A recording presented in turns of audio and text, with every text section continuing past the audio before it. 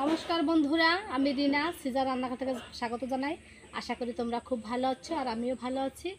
আজকে তোমাদের মাঝে নতুন একটা রেসিপি নিয়ে উপস্থিত হয়েছি, পুঁটি মাছের পোস্ত। তো চলো বন্ধুরা, আমি কী কী উপকরণ নিয়েছি তোমাদের দেখাবো, আর আশা করি ভিডিওটি ভালো লাগবে, তাই না টেনে সম্পূর্ণ ভিডিওটি দেখবা।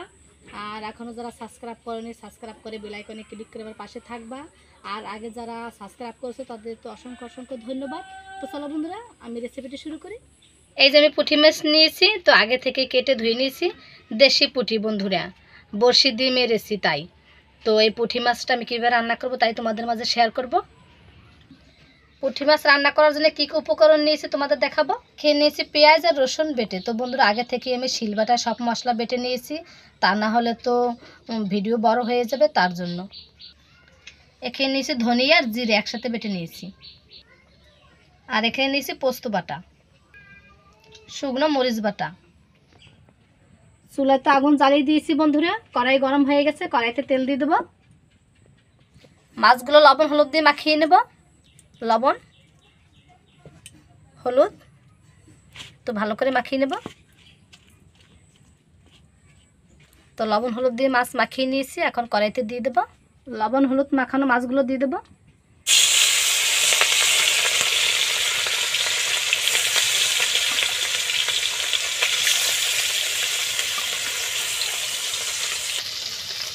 মাছগুলো ফিরিয়ে নেব।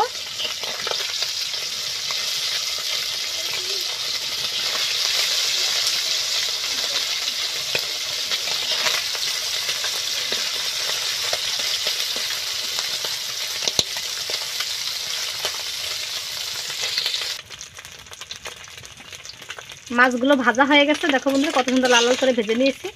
তখন তুলে নেব।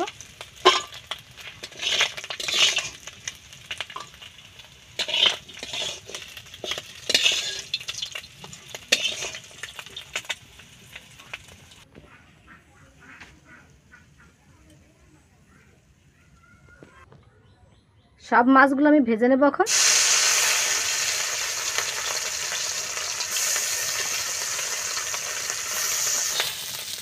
সব মাছগুলো ভাজা হয়ে গেছে, আমি এখন উঠিয়ে নেব।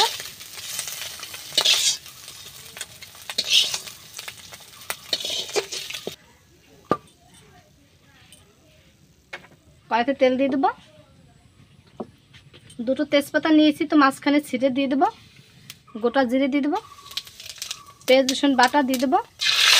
ধনিয়া জিরা, শুকনো মরিচ বাটা, স্বাদ মতো লবণ, পরিমাণ মতো হলুদ, অল্প একটু জল দিয়ে মশলাটা কষিয়ে দেবো যাতে পুড়িয়ে না যায়।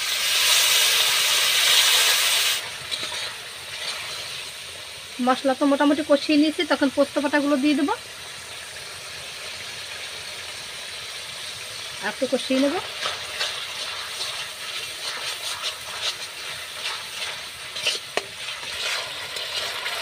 মশলা তো ভালো করে কষিয়ে নিয়েছি, দেখো তেল ছেড়ে দিচ্ছে। ভাজা মাছগুলো এখন দিয়ে দেবো। ভাজা মাছ,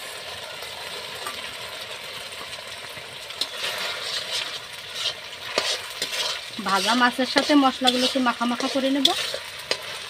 দেখো নতুনভাবে কিন্তু আমি গ্রাম্যভাবে একদম রান্না করতেছি, দারুণ লাগে কিন্তু খেতে। তোমরা অবশ্যই ট্রাই করে দেখবে। এখন একটু জল দিয়ে দেবো।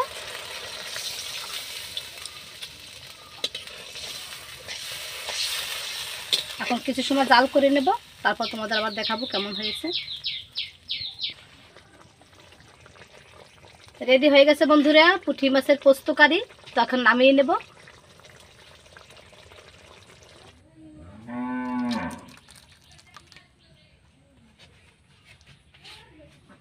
পুঁটি মাছের পোস্ত কারি দেখো বন্ধুরা কত সুন্দর হয়েছে।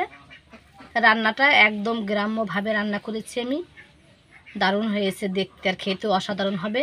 তো আশা করি আমার রেসিপিটি ভালো লাগবে, আর ভালো লাগলে লাইক কমেন্ট শেয়ার করতে ভুলবে না। তো এখনও যারা সাবস্ক্রাইব করোনি, সাবস্ক্রাইব করে বেল আইকনে ক্লিক করে আমার পাশে থাকবা।